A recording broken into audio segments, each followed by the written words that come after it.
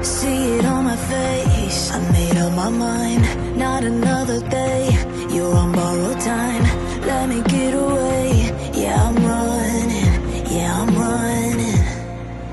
So love me or leave me, I'm standing alone. Can't shake a feeling that lives in my bones. Lie to me, tell me you wish that you could, but nothing you gave me is worth what you took. 'Cause baby when I'm gone for good.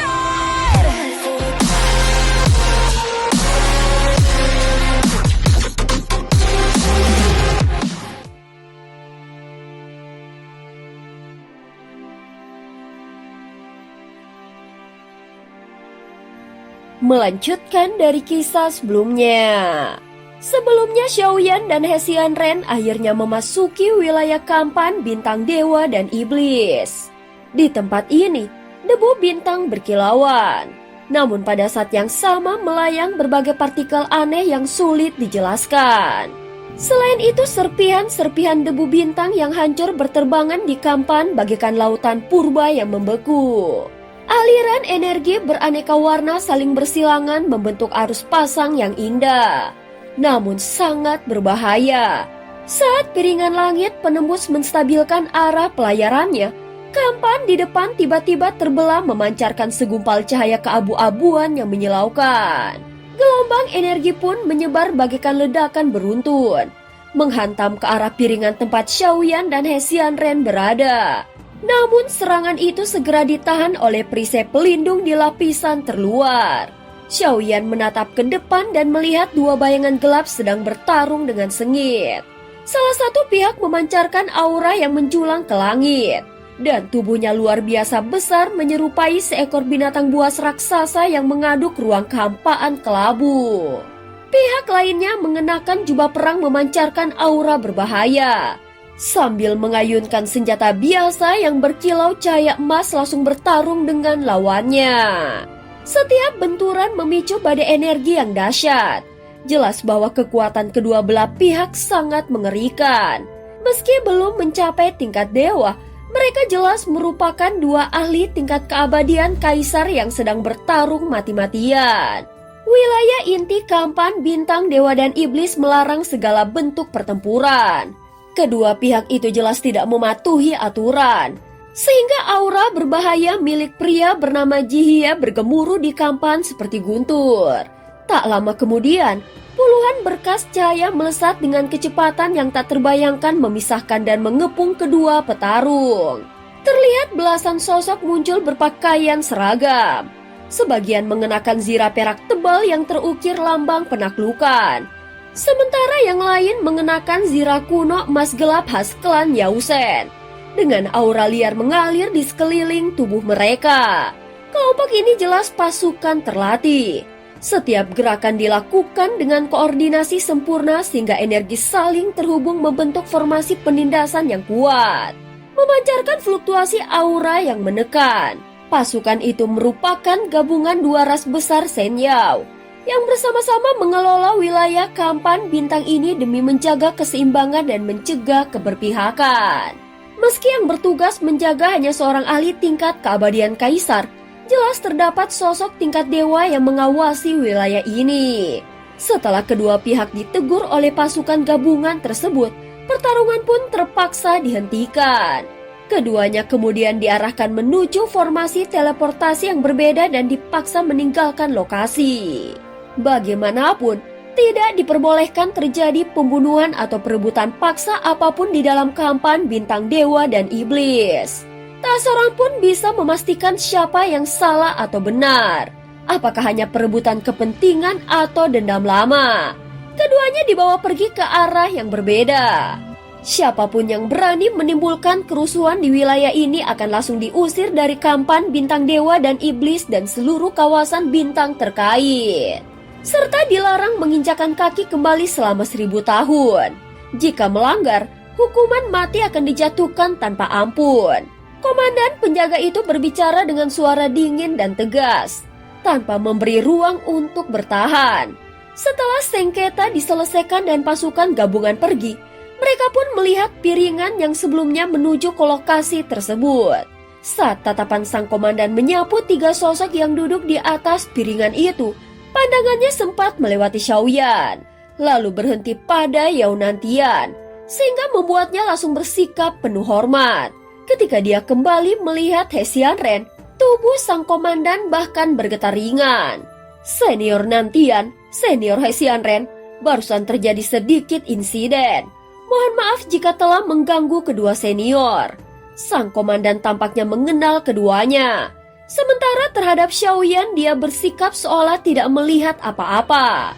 Namun tidak ada pandangan meremehkan. Karena seseorang yang dapat duduk di piringan yang sama jelas bukan orang sembarangan. Tidak masalah, ucap He Xianren dengan tenang. Seseorang segera antar kedua dewa agung ini menuju rumah lelang tingkat tinggi. Komandan itu segera memberi isyarat dengan jarinya. Seketika beberapa sosok melesat keluar mengitari piringan itu dan memandu mereka ke arah tujuan. Xiaoyan sama sekali tidak merasa terkejut dengan status He Xianren yang telah menjelajahi berbagai dunia dan bahkan telah melukai Dao itu sendiri. Kedudukan setinggi ini adalah sesuatu yang sangat wajar. Setelah terbang sejenak, mereka menembus sebuah cincin bintang yang tersusun dari debu bintang pecah. Tiba-tiba pandangan di depan menjadi sangat lapang. Di hadapan mereka tampak sebuah gugusan bintang dengan bentuk unik, seolah tersusun dari 4 bintang yang digabung menjadi satu dan berputar perlahan. Permukaannya dipenuhi bangunan megah berwarna merah keemasan dan cahaya yang tak terhitung jumlahnya menyapu ke segala arah, menandakan betapa ramainya tempat ini. Di sini hampir segala sesuatu yang ada di dunia Sitian Xuan dapat diperdagangkan. Meski sebagian besar barang tidak terlalu berguna, namun sesekali masih mungkin menemukan harta karun yang luar biasa. Tempat lelang titik suci Yaosen berdiri di kampan di tengah keempat bintang tersebut, menembus dan menghubungkan masing-masing bintang. Ruangan di dalam berlapis-lapis dengan platform yang tak terhitung jumlahnya serta ruang privat yang melayang di udara. Sejumlah lorong yang terbentuk dari energi murni menjulur bagaikan galaksi dan air terjun cahaya, menghubungkan setiap area. Cahaya warna-warni berkilauan. Sementara sosok-sosok kuat dari berbagai ras iblis dan ras dewa hilir mudik di dalamnya. Seluruh tempat lelang memancarkan fluktuasi energi asal yang sangat pekat, bercampur dengan tekanan unik yang menyatukan keselarasan ras dewa dan keganasan ras iblis. Xiaoyan pertama kali melihat skala sebesar ini. Bahkan di Sensi tidak pernah ada tempat lelang dengan kemegahan seperti ini. Ini adalah area lelang titik suci Yaosen, ucap He Xianren dengan nada tenang. Jelas dia telah lama terbiasa dengan pemandangan seperti ini. Tempat ini dibangun melalui kerjasama para dewa suci dan para mahasuci dari ras iblis. Mereka bahkan menghabiskan waktu dan sumber daya yang tak terhitung. Setiap kali titik suci dibuka, itu selalu menjadi momen berkumpulnya harta sejati dari berbagai dunia. Pada saat ini para penjaga berpakaian rapi berhenti di pintu masuk area lelang. Dan ada sebuah platform raksasa yang tersusun dari pecahan ruang. Mereka dengan sigap memberi hormat. Senior, setelah memasuki area lelang, akan ada petugas yang secara khusus menuntunmu ke platform eksklusif. Kami mohon pamit. Sikap para penjaga sangat sopan. Bahkan pengawal yang ditugaskan memiliki kekuatan luar biasa dan sama sekali tidak berani berlaku kurang ajar. He Xianren mengangguk ringan.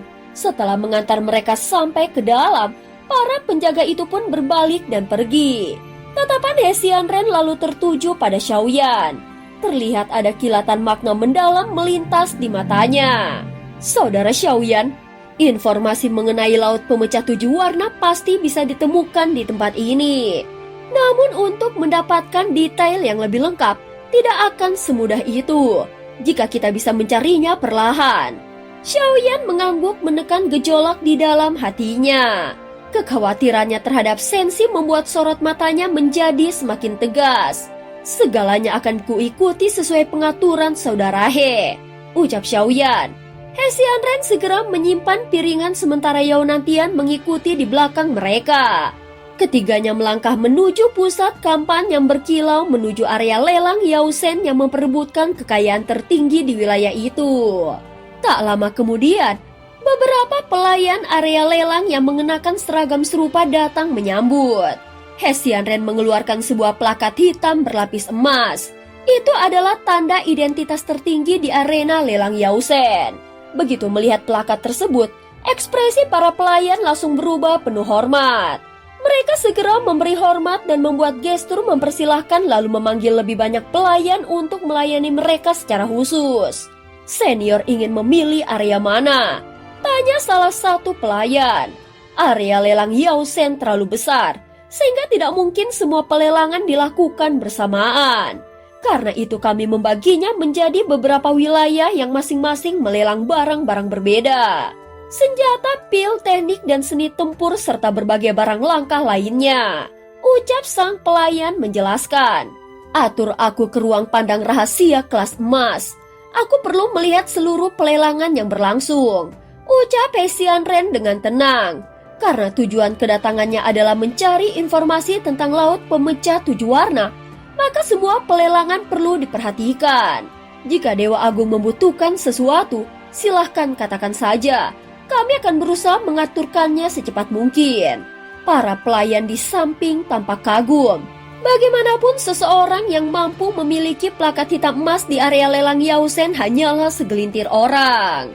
Jika ada barang lelang yang Dewa Agung perlukan, kami dapat langsung menyediakannya tanpa perlu mengikuti proses lelang. Ucap salah satu pelayan dengan penuh hormat. Di belakang, mata Yao Nantian membelalak. Dia sangat menyadari betapa mengerikannya bobot sebuah plakat hitam emas.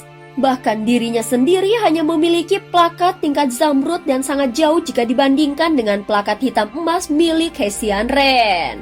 Dan cerita pun berakhir.